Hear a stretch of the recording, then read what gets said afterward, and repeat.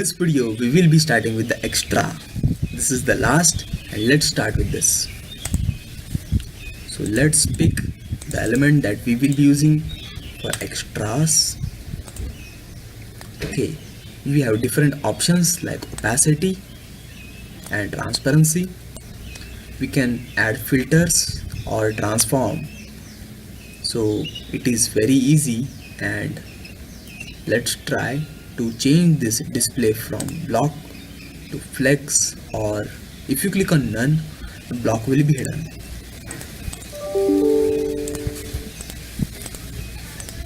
We also have inline block, flex, cell, or simple block.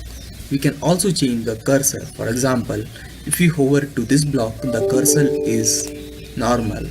Now let's change the cursor to loader or something different. So if you click on the weight, now if you hover to this block,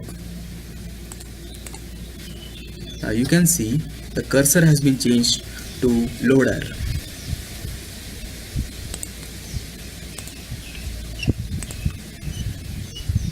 You can also float it to left or right, or remove it. We can clear. We can add visibility like visible or hidden, pointer event, overflow, X or Y. Now let's work with filters. Filters can be used for adding, like we can add blur. You can see the text has been blurred.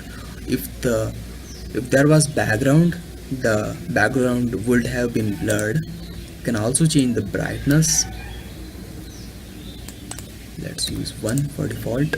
We can add a grayscale.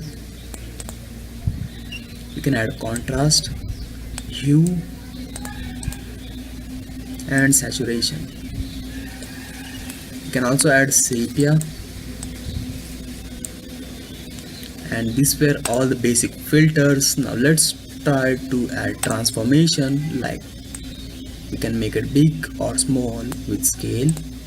Rotate. You can now rotate X, Y, and Z. And we can also translate X, Y, and skew X, Y, and perspective. So we had filter, transform, and other options in the extras. Thank you. Don't forget to save and refresh the page to see the result, and all the changes that we have added are already present in single or global CSS. So thank you.